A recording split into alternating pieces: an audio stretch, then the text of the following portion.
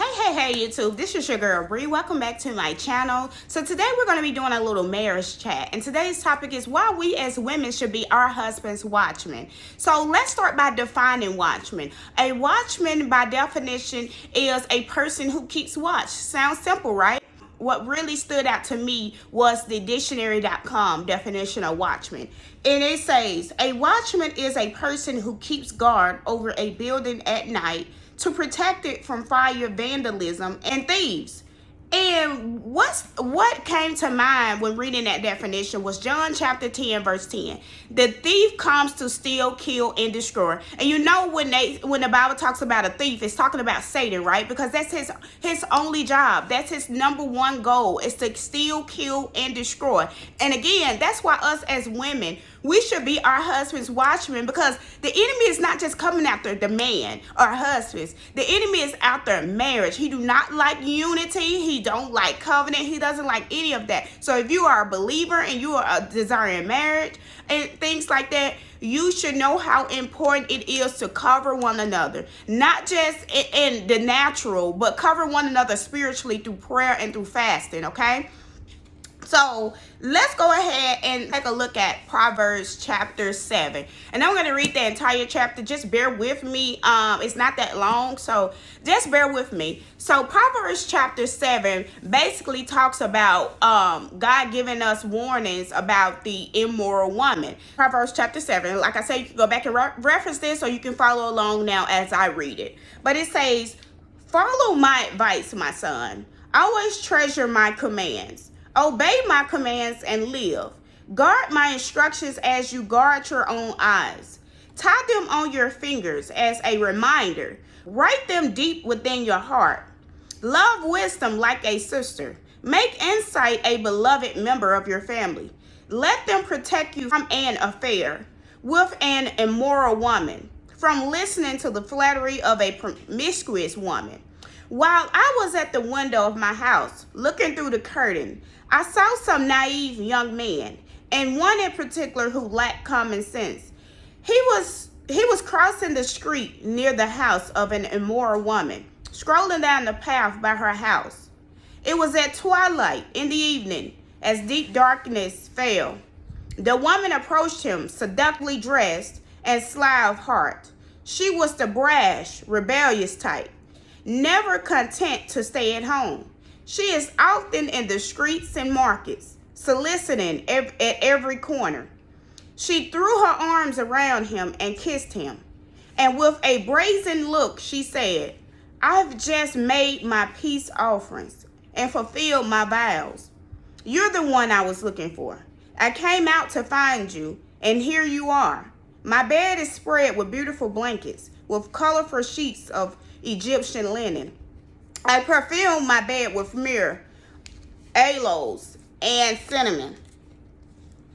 Come, let's drink our fill of love until morning. Let's enjoy each other's caresses, for my husband is not home. He's away on a long trip. He has taken a wallet full of money with him and won't return until later this month. So she seduced him with her pretty speech and enticed him with her flattery.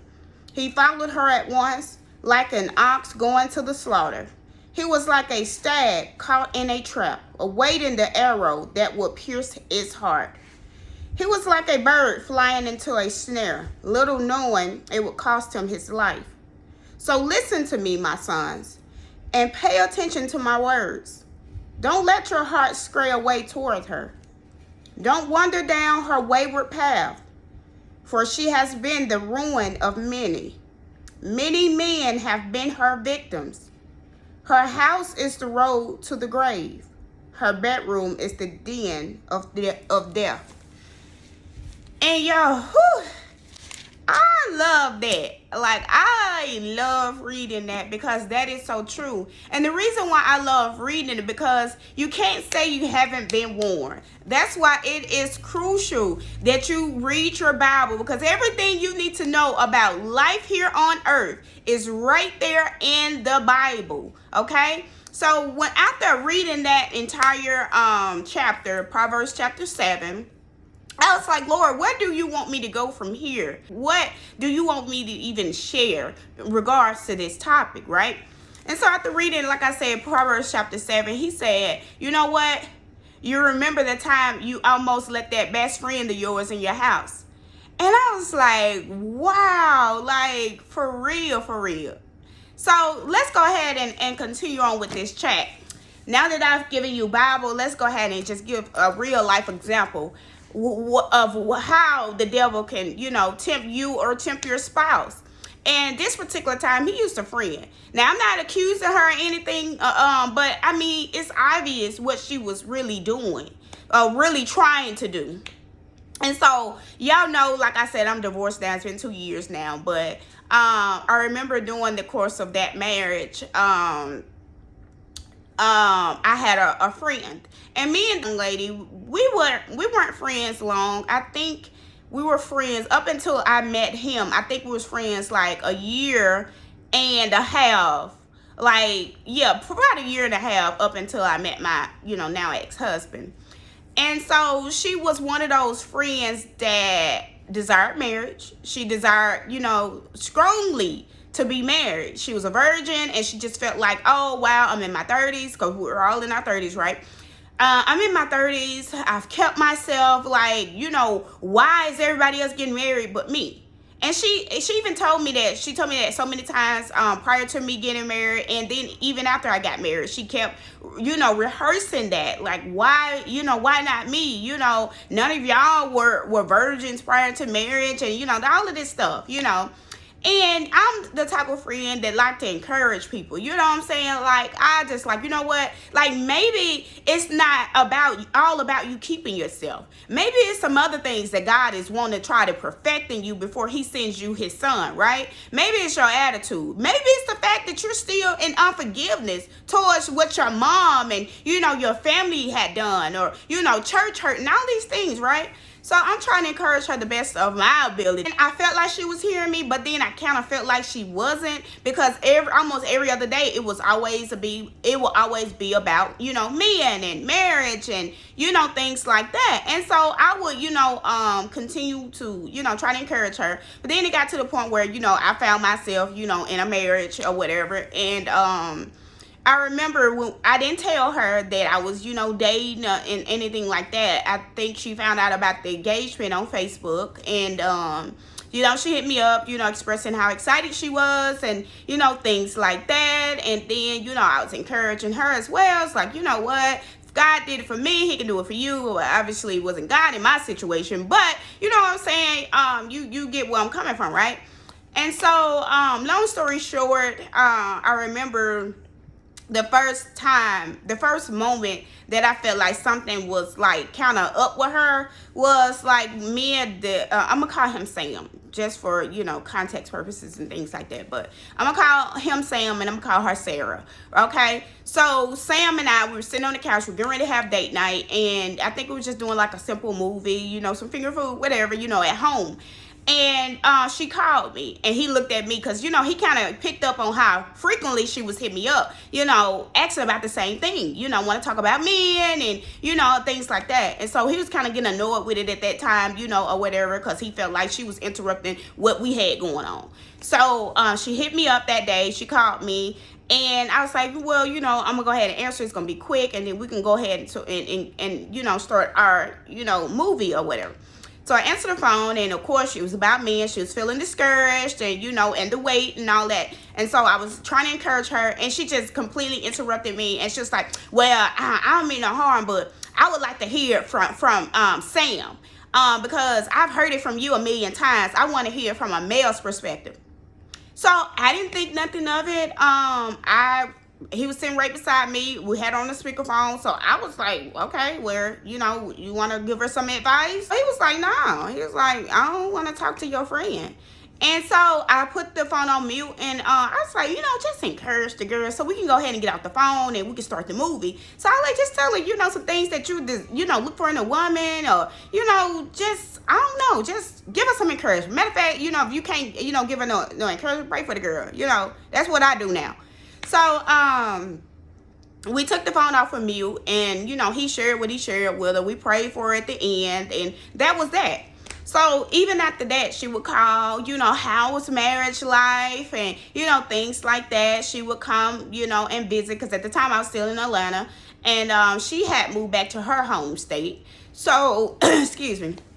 So she would she would hit me up, and we'll go and we'll hang out, and stuff like that. And she was like, oh, she would kind of ask me like personal questions of like, how can I say this? But like personal questions about, what's going on in my bedroom. You know what I'm saying? Anyways, so she will always want to know, things. I always ask them about marriage and stuff like that. So it got to the point where she had this strong desire to meet him in person. I didn't think nothing of it again. And so she hit me up one time. She was like, hey, I'm coming to Atlanta because I have a friend's baby shower to attend. And so I was like, okay, cool. She's like, I would like to come and see you and, meet Sam in person and things like that. And so I don't think the plans fell through that time. I don't know why, but it didn't fall through. So then she hit me up again. And she was like, hey, I have another friend who's getting married. You mind if I stay with you? Now, keep in mind, it was the weirdest thing initially, because when I was single in that one bedroom apartment that was very spacious now, she never hit me up and asked to stay with me. Now all of a sudden I'm married, and yeah, we got a house and extra bedrooms and things like that, but that's still kind of weird though. And so I initially said yes. I agreed to it without thinking, without praying, without talking to Sam about it or anything like that. I just agreed to it. And so after I agreed to it, I'll say, hey, Sam, my friend is coming, this weekend to stay with us, because she said she's trying to save some money and she didn't want to get a hotel and, all of the things, right? And so he kind of gave me this crazy look, and he was like, Bree, he was like, are you really going to let this girl stay here? And so when he said that, like, nothing registered at that moment. But then he said it and he walked away. Like, he had an attitude. And I'm like, what's wrong with him? And so when he did that, it kind of, like, started to click. And I was like, you know what? Let me go upstairs. Let me go in the prayer closet and just pray about this, So, I mean, y'all, I probably barely stuck a toe in the closet. Like, God started speaking to me heavily. And he was like, Bree, no. Call her back. No.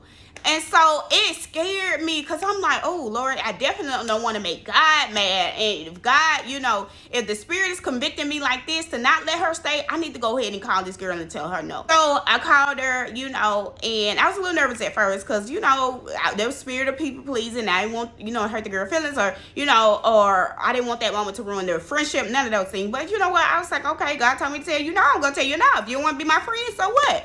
So I called her and I said, hey, girl, I'm sorry to bother you, but I just, talked to Sam, and I also just prayed. And, right now, being that we're newlyweds and we still trying to build and get to know one another and things like that, I don't think it's a wise idea to let you stay at this time. And so she was like, oh, girl, that's fine. I got other options anyway. And I'm like, fool.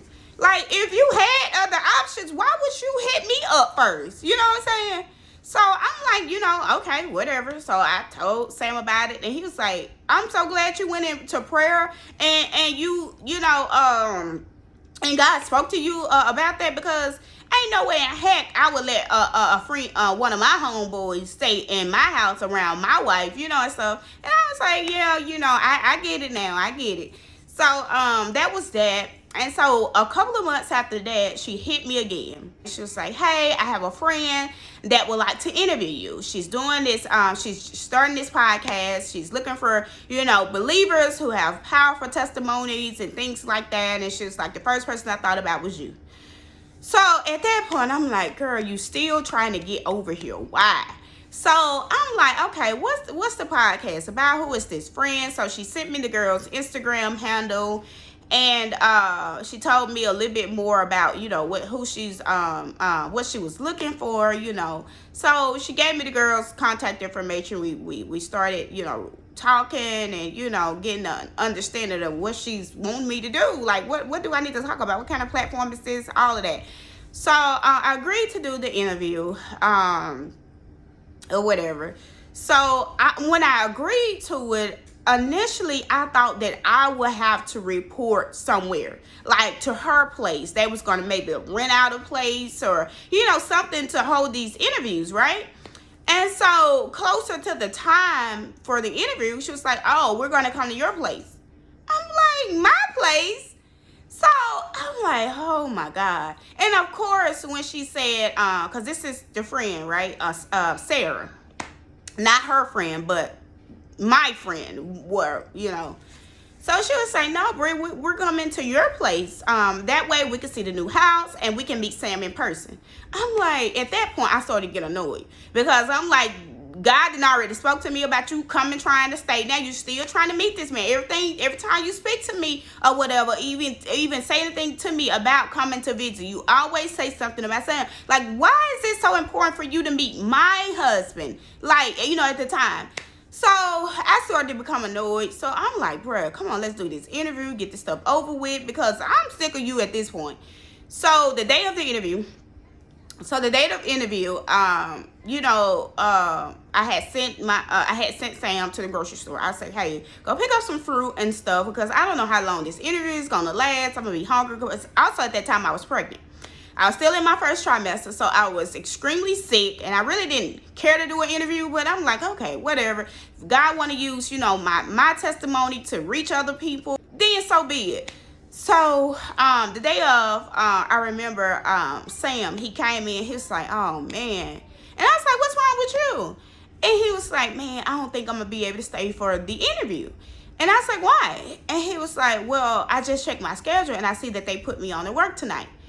And he was like, well, I really hate that I'm going to miss it. So if you want me to call out, I can do that. And I'm like, oh, nah, this might be God. Like, you going on to work, or whatever. So he was like, are you sure? And I was like, yeah. I was like, go ahead, go to work. I'll make sure I save you some of these fruits and all the stuff you picked up. I said, I'm a big girl. I can do this interview. I'll let you know how it went and all of that. So he's like, okay, cool. Good luck. And so I immediately was getting ready to call this friend and tell her, oh, hey, Sam you're not going to be able to meet Sam. He had to work, da-da-da. But then the Holy Spirit was like, nah, don't tell her or whatever. And so I'll say probably like a good 30 to 45 minutes before after he left, they showed up. So I opened the door, we hugged it out, and she, first thing she noticed was the place, of course. So she's like, oh, you have a beautiful home. I love it. Let's go ahead and get a tour. So I gave them a tour. And then she was like, where's Sam? I said, oh, girl, he had to work today. He didn't realize it till the last minute. So I'm sorry, girl. You're not going to be able to meet him this time. And I'm being funny. So she's like, oh, dang. I really was looking forward to meet him. And so when she said that, I kind of looked, because I didn't even look at them, when I opened the door, because they immediately came in and wanted to, do a tour. So when she was like, oh, man, I really was looking forward to meeting them. When she said that, I was like, let me just take a good look at her right quick, because I don't know what your problem is, but I ain't the one. So I decided to finally take a good look at her and a friend. Tell me why both of these ladies now had on tight, short, fitted dresses on. And I immediately got mad initially, but then I was like, God, thank you. Because who made it to where this man had to work tonight and didn't even know it, but just so happened to check his schedule? Because you knew what these women were up to, what this friend was up to. So keep in mind, this girl, like, as much as I've hung out with her, she's never wore anything like that around me, around us women, around when we would do our little girls, little chats and meetups and things like that. She never dressed like that. So the one time that you thought you was coming to meet my husband, you choose this outfit. You choose to come up here with this. I mean, y'all, they didn't even have no bras on. Like, I know the girl that was interviewing me, because she wasn't wearing a bra, she had to put something in there to cover up because the dress, again, was fitted. It was extremely tight. And it was showing, it was exposing some things. So the friend, my friend, had to give her some nipple covers or whatever things are called, just for her to appear appropriate for the video. And it's like, why didn't y'all really fully think this out before coming over here? And it was so disturbing. I was so annoyed. Like, I really wanted them gone. I really didn't even want to do an interview. So I was like, okay, they're here now. Let me just go ahead and get myself together and do this interview and get them up out of here. Because I was so annoyed. And so we did the interview. They left or whatever. And a couple hours later, Sam, he hit me up. He was like, hey. He texted me. He was like, hey, how did the interview go? And I was like, it was okay. We'll talk about it. He was like, wow, was it that bad? I was like, no, we'll talk about it when you get home. So he got home. He ran upstairs because I don't know what he was thinking. But he ran upstairs. He's like, what happened? How did the interview go? Like, you okay? And this and that. And I was like, yeah, I'm fine. But just go, shower, and I'll tell you about it. Because I really was still like, like highly upset. Because I was thinking like, before you hit me up about this interview, you initially hit me up about staying at my house. My ex-husband will go into work sometimes around 4 and 5 a.m. The guest bedroom was downstairs. A lot of times he would go downstairs and warm up some breakfast or whatever and sit down for a few before he would go to work. How do I know that if I would have allowed you to stay here, you wouldn't have gotten up, right? Because you heard him down there. Probably with something worse than what you came in here, wearing. Trying to seduce my husband. Ex-husband, now. But, like, so y'all see, like, why it's so important to really be praying about things before you make decisions. Like, even about your friendships. Like, pray about everything. And had that man not responded the way he responded, when I told him she was going to stay, I probably would have let this girl in my house. And I don't know, was it a matter of him knowing himself? Or it was a matter of, God speaking through him. But, of course, like I said, his response caught my attention. To where I was like, no, hold on. Let me pray about this. Like, But again, the Bible warns us. The Bible warns us about this kind of stuff. Because it's a lot of stories in the Bible where Satan used women to get the men off of their assignment. Yeah, it was a lot of men being used by Satan and done some things that they weren't supposed to be doing. But oftentimes, it's a lot of stories in the Bible where women were the reason why men, was, led astray. And so again, women, be in prayer. Don't let anything slide. If you're not feeling comfortable about things or whatever, if you're not sure about nothing, about certain things, pray. Talk to your spouse about it. Because what you're not seeing at the moment, he might be seeing. So it's important that y'all cover each other and be looking out for one another. Because, again, the enemy's job is to steal, kill, and destroy.